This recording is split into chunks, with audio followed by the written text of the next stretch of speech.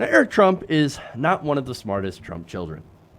Now, that was on full display when he claimed that 95% of Americans support Donald Trump and his message. Now, this was, of course, on Fox News. He said, my father's in there, and he's fighting every single day. And he has to fight against the media. He has to fight against these lunatics, referring, of course, to the squad. And guys, I'm telling you, 95% of this country is behind him in this message. I mean, people love this nation. Look, people do love this nation. I love this nation. I love America, right? The only difference is I don't have a blind loyalty to America. I actually want to make things better for all Americans. Being a patriot means pointing out some of the issues, some of the problems, and then helping to fix it.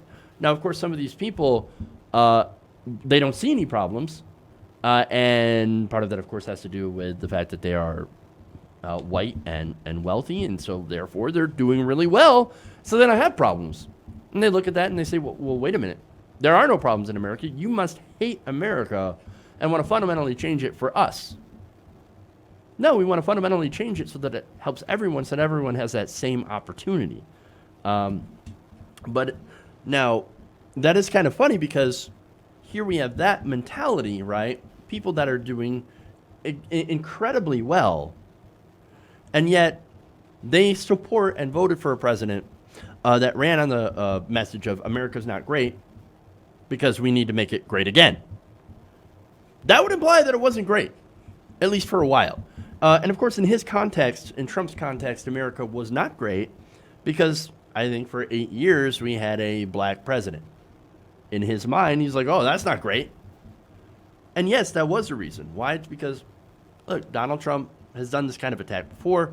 Back when Obama was president, he continued to spread the conspiracy theory, Trump did, that Obama was not born in America, the whole birther conspiracy.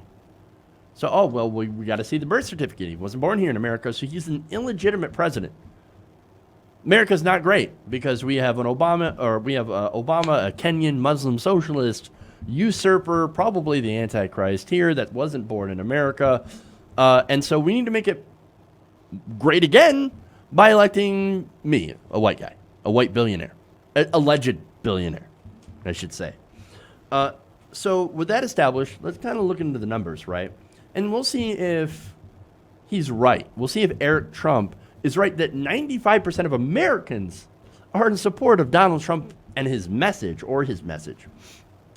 So the numbers, according to an aggregate rating on Real Clear Politics, his approval numbers stand at about 44.4%. Yikes. Not only that, but his average hovers around the mid to low 40s and occasionally the high 30s. And that has been the case throughout his term. He has never topped 50%. He will never top 50%, unless, of course, you ask Rasmussen, which oversamples conservatives. So now what about Republicans? Is he at 95% with the Republicans? At one point, he actually was. But according to the latest Reuters Ipsos polls, he is not near that. He's actually at about 72% net approval. So now, maybe to give Eric the benefit of the doubt, 95% of people may approve of the way that Trump handled this fight.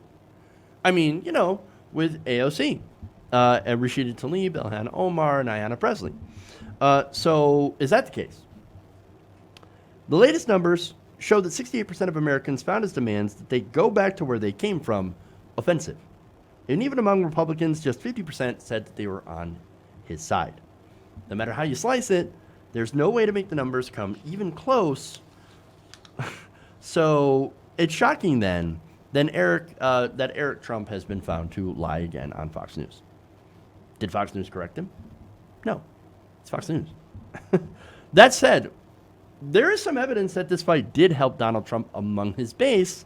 That same poll found a 5% bump among Republicans. So there's a significant amount of people that thought, yeah, you tell those women to go back to where they came from.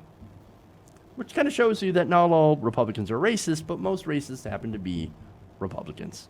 Hey guys, hopefully you enjoyed that free video. Now I'm going to have to ask you a favor. Between the demonetization and the YouTube algorithm messing around with view counts, etc., we're having a hard time adjusting to the new YouTube reality, which is where you guys come in.